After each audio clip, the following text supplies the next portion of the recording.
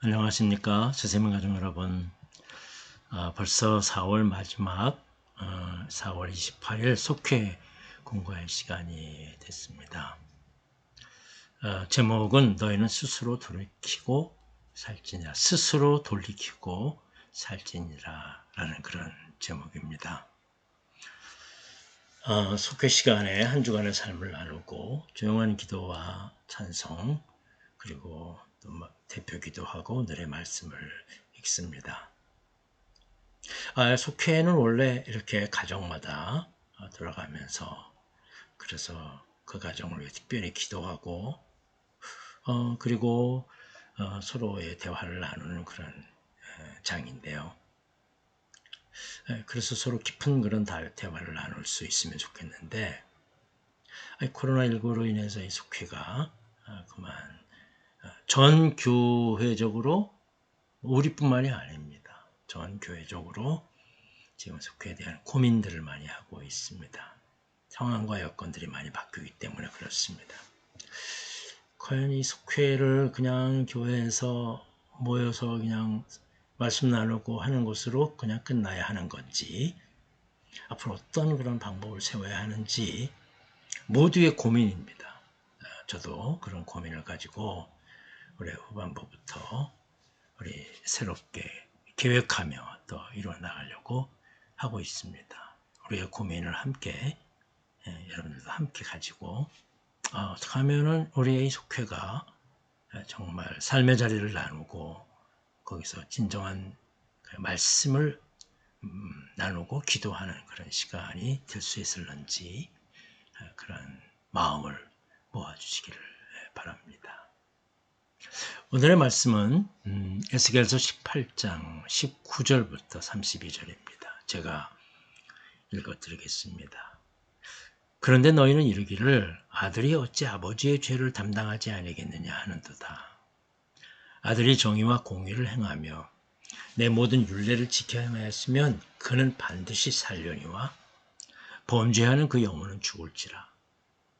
아들은 아버지의 죄악을 담당하지 아니할 것이요 아버지는 아들의 죄악을 담당하지 아니하리니 의인의 공의도 자기에게로 돌아가고 악인의 악도 자기에게로 돌아가리라.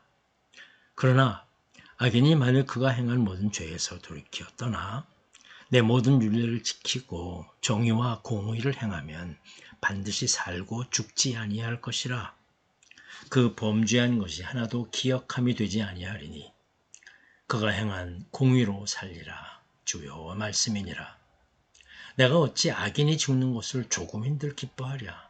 그가 돌이켜 그 길에서 떠나 사는 것을 어찌 기뻐하지 아니하겠느냐. 만일 의인이 돌이켜 그 공의에서 떠나 범죄하고 악인이 행하는 모든 가증한 일대로 행하면 살겠느냐. 그가 행한 공의로운 일은 하나도 기억함이 되지 아니하리니 그가 범한 허물과 그 지은 죄로 죽으리라. 그런데 너희는 이르기를 주의 길이 공평하지 아니하다 하는도다. 이스라엘 족속아 들을지어다. 내 길이 어찌 공평하지 아니하냐. 너희 길이 공평하지 아니한 것이 아니냐. 만일 의인이 그 공을 떠나 죄악을 행하고 그로 말미암아 죽으면 그 행한 죄악으로 말미암아 죽는 것이요 만일 악인이 그 행한 악을 떠나 정의와 공의를 행하면 그 영혼을 보존하리라. 그가 스스로 헤아리고 그 행할 모든 죄악에서 돌이켜 떠났으니 반드시 살고 죽지 아니하리라. 그런데 이스라엘 족속은 이르기를 주의 길이 공평하지 아니하다 하는도다. 이스라엘 족속아 나의 길이 어찌 공평하지 아니하냐. 너의 길이 공평하지 아니한 것이 아니라 주 여호와의 말씀이니라. 이스라엘 족속아 내가 너희 각 사람에게 행한 대로 심판할지라. 너희는 돌이켜 회개하고 모든 죄에서 떠날지어다. 그리한즉 그것이 너희에게 죄악의 걸림돌이 되지 아니하리라. 너희는 너희가 범한 모든 죄악을 버리고 마음과 영을 새롭게 할지어다. 이스라엘 족속아 너희가 어찌하여 죽고자 하느냐. 주 여호와의 말씀이니라. 죽을 자가 죽는 것도 내가 기뻐하지 아니하노니 너희는 스스로 돌이키고 살지니라. 아멘. 이스라엘에는 아버지가 신포도주를 먹었으므로 그의 아들의 이가 시리다 라는 속담이 있습니다. 이러한 속담이 생긴 이유는 자신들의 겪는 고난을 조상들의 죄값이라고 생각했기 때문입니다. 이건 우리도 마찬가지입니다. 우리 모두 잘못은 조상 탓이라고 말하고요. 잘하는 거는 내 탓이라고 말하지 않습니까? 어느 민족이나 어느 사람들 가운데 그런 생각이 늘 가지고 있습니다. 그러나 공의와 정의의 하나님은 철저하게 죄를 지은 장본인에게 책임을 묻겠다고 하시는 겁니다. 그렇습니다. 우리의 생각과 마음을 바꿔야 합니다. 조상 탓하면 안 됩니다. 하나님은 그런 분 아니십니다. 하나님은 각 사람이 스스로 죄에서 돌이켜 하나님 앞에서 올바로 살 것을 명령하십니다. 그러면 죄 짓는 삶에서 돌이키기 위해서 우리 무엇을 해야 할 것입니까? 첫째, 말씀의 행함이 있어야 합니다. 이스라엘 사람들은 부모가 지은 죄의 책임이 자녀들에게 대불림된다고 믿었습니다. 그건 우리도 마찬가지입니다. 그렇게 생각한 이유는 하나님께서 십계명을 주실 때 죄는 아버지로부터 아들에게로 3, 4대까지 이르게 한다고 하셨고요.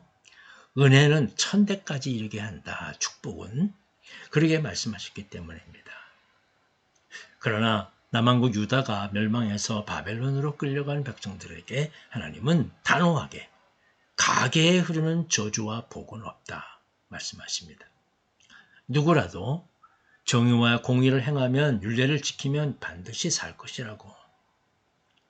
의인의 공의도 자기에게로 돌아가고 악인의 악도 자기에게로 돌아가는 것입니다. 우리는 스스로 돌이키기 위해 조상의 죄나 다른 사람에게 탓을 돌리지 말아야 합니다. 오늘날 모두가 다 남 탓입니다.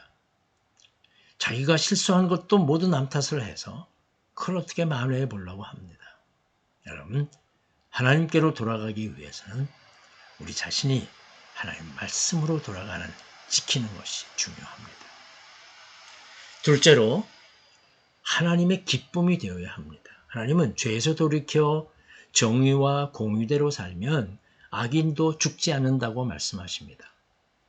과거의 죄를 기억하지 않으시겠다는 것입니다. 중요한 말씀입니다.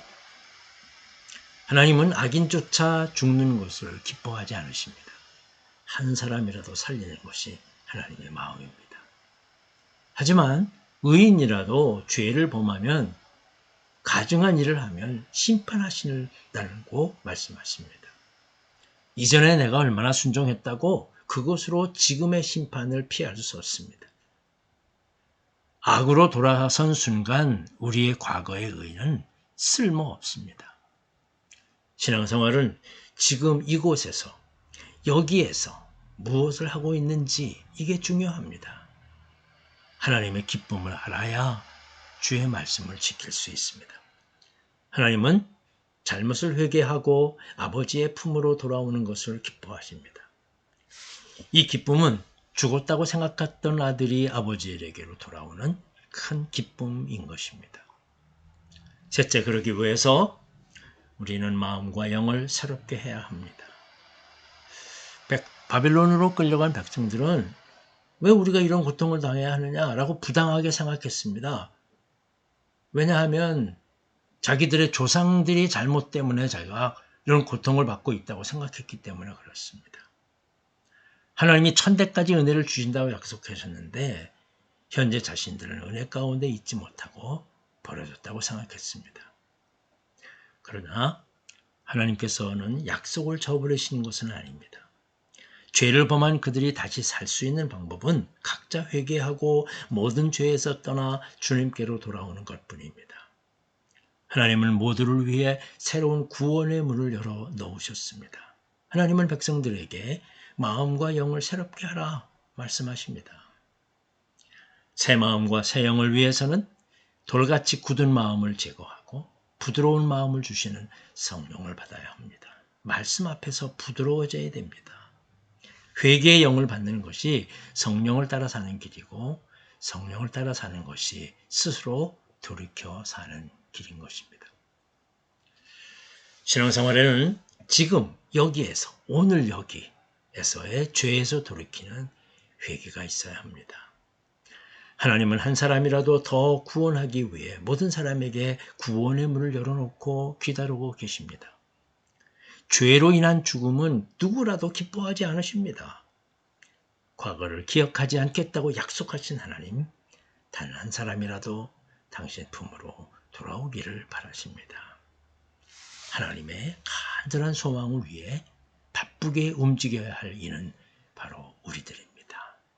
우리들은 언제나 이렇게 우리의 삶이요, 하나님 앞에 바른 삶을 가지고 하나님이 기뻐하시는 뜻을 위해서, 그리고 나 자신, 나의 인생을 책임지는 그런 마음으로 새로운 마음과 영을 새롭게 성령 충만하게 믿음의 길을 걸어가야 할 줄로 믿습니다.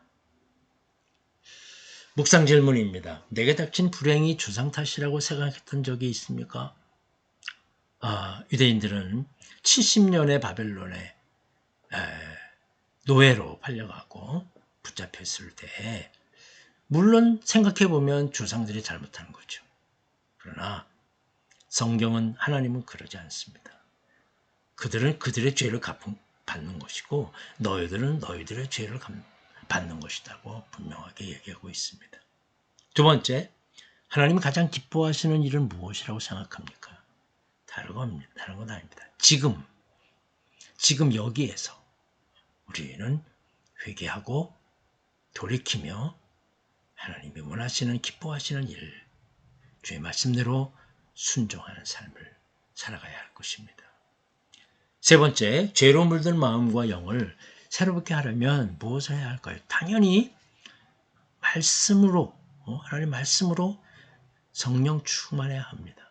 하나님의 생각으로 가득 차야 되는 거야. 어떻게 하면 하나님께 나갈 수 있을까 말이지요. 우리 삶에 적용하기, 신앙생활에서 가장 큰 걸림돌이 되었던 죄는 무엇이었는지 생각해보고 나누어 봅시다. 사실 우리가 많은 그런 걸림돌이 있습니다. 사람도 되고, 직장도 되고, 몸 아픈 것도 되고, 많은 걸림돌이 있었잖아요. 그런 것들이 나를 이렇게 불평하게 만들고, 또 하나님을 원망하게 만들고, 그게 바로 죄거든요. 우리의 자신들을 깊이 돌아봐야 할 것입니다. 우리 함께 이제 중보 기도를 하고 헌금 찬송하며 마침 기도로 마쳐지게 되겠습니다. 다음 주 첫째 주일입니다. 첫째 주일, 이번 주 지난 5월 첫째 주일 날 우리 또 함께 속회를 드릴 텐데요. 우리 다음과 5월 첫 주 속회 공과를 함께 나눌 텐데, 이 나누면서 우리 다시 한번 우리 속회가 어떻게 했으면 좋겠을까 한번 깊이 있게 삶을 나누면서, 우리 속자님들은 그 의견들을 좀 모아서 제가 자리를 마련할 테니까 그런 함께 나누는, 그래서 앞으로의 계획을 이루어갈 수 있으면 좋겠습니다. 감사합니다.